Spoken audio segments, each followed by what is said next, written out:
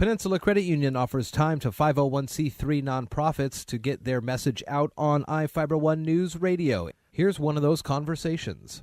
Well, good morning, everybody. Jeff Slakey here on the Daybreak Show, and I have got a great guest in studio today to talk about the Turning Pointe Survivor Advocacy Center, this 501c3 nonprofit on the air today, thanks to a generous donation by Peninsula Credit Union to get nonprofits on to talk about the great work they do in the community. Gina, good morning. Good morning. Thanks for being here. Oh, thank you for having me. Appreciate the invite. Turning Pointe Survivor Advocacy Center. We have talked with Turning Pointe over the years, and I know we've gone through some name changes and some location changes. So a good time now with you on your 2-week anniversary as executive director to be a part of the show and talk about Turning Pointe. So where are we at now with the Turning Pointe Survivor Advocacy Center? Where is it located? And then let's get into some of the services that are offered. Sure.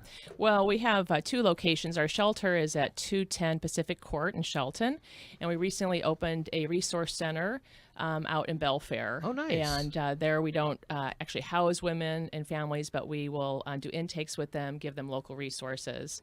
And so it's kind of our idea of providing different locations throughout the county where we can actually service women that don't necessarily have transportation to get around. Sure. So, let's talk about your client base. Where do they predominantly come from? Is it the Shelton or Belfair area, or are you now, with the size of your shelter, seeing folks from outside the community? Well, we actually see women outside the state. The day that I interviewed, I sat in the lobby and talked with a woman that was from Texas.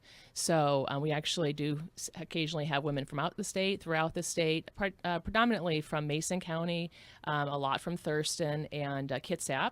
See women from Pierce County as well. So really, we are the 3rd largest shelter in the state. Wow. And women, when they're fleeing, sometimes will need to, for many reasons, need to relocate. When it comes to being the 3rd largest in the state, we were talking a little bit before we started that there is not only the beds and the availability for the families and kids to remain in the family unit, but there are even pet shelters available. Some of these calls are literal emergencies that come definitely in the middle of the night. That's for sure. Sometimes the danger is that they need to get out right now. And so a lot of people don't think about the fact that this is a family, which can include pets. We have dog kennels, so people donate dog food. And so that means a lot to families to keep as much intact as possible. When I visited there and did a tour of the shelter, I noticed a couple boys that were coming out of the rooms, and they had their basketball getting ready to go outside and play. And I realized that this for 90 days is their home. And so we try to make it as comfortable for kids. We have a teen room, a kids room, we have playground equipment. And so for children, this is a home that needs to be safe and welcoming and fun, really, so they can still be kids. Sure. And so, yes, we do have places for the pets as well. Let's talk about the whole from initial phone call through that 90th day, if they need to stay through the whole entire time, and with highlighting the privacy of everybody involved and how you maintain all that. Right. So confidentiality and safety are primary. It's vital for these women, and all of our advocates are trained, our whole staff, in maintaining confidentiality and safety. And matter of fact, you can't even enter the building. You have to be entered in by there's a buzzer, and then even from there, that room is secured. And so our whole facility is secure. We have security cameras. And so the first step is to meet up with an advocate. Sometimes there's phone conversations, but when we get them into the shelter, we do an intake and assess their needs and find as many resources for them immediately. Oftentimes housing obviously is going to be an issue, Sure. so we get that process started for them. But we also have support groups for employment and counseling and whatnot. So the stay typically can be 60 days up to 90, and occasionally we'll extend that if the circumstances warrant.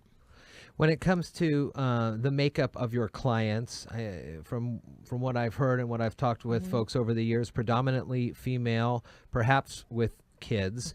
Is that the full case on that? Yes, we refer if men are facing domestic violence issues, which does happen. We do have referrals for that. We don't house men. I was really surprised when I asked how many children. Right now we have 17 women and 18 children. So about 80% of the women that come to us do have children, ranging from infants through teenagers. And the children are oftentimes, make up a lot of our clients as part of the family. So. Talk to me about these last 2 weeks, how it's kind of opened your eyes, what you thought coming in and what you see the needs are to be. Well, what really struck me was the staff. The staff, and that's what I've spent a lot of my time the last 2 weeks, getting to know the board members, meeting with them. We do have 9 board members, and we also we have 15 staff, and many of them have been there years and very dedicated to the work. And some of them have their own personal stories, so they definitely can express the empathy for our clients. Also beginning to get out in the community, planning on attending Rotary and Chamber, and so if anyone wants to have me come out to their group and share. Another component I should bring up is we do have a prevention specialist that will go into schools, churches, groups, and talk about kind of tailor their message to the group, but definitely bring that educational piece to the community as well. What are some of the needs that you are aware of now for volunteers or needs for donations? Okay, thank you for asking. It's always a need. Well, first of all, volunteers. We are always in need of handymen, people that want to come work on our facility, whether that's cleanup, painting, repairs. So we're also always looking for in-kind donations, sometimes furniture. Matter of fact, we're changing all of our blinds out and putting curtains up. And so we're constantly we want to keep the shelter a very inviting, safe, clean place because, space means a lot to people. They feel welcomed and think there's not clutter. So we need women that want to come in and do sort donations. This could be a couple hours a week. Receptionist work, helping us with admin tasks would be great. And we also always take food items, preferably not perishable just because of the storage, but canned foods, things that are secure that way. And good working toys for children, books, things, it's things that you would want to give someone in crisis where it's, in good repair and attractive and things like that. So linens are always appreciated, and that sort of thing. Household goods that would be things that are necessary for families. Gina's new to the Turning Point community. You can find them online again at Turning Point with an E at the end there. We'll put the links in the show notes. .org, TURNINGPOINTE.org. And we'll again put those in the show notes there as we have this conversation on our Facebook page as well. We'll put the links to your websites and more.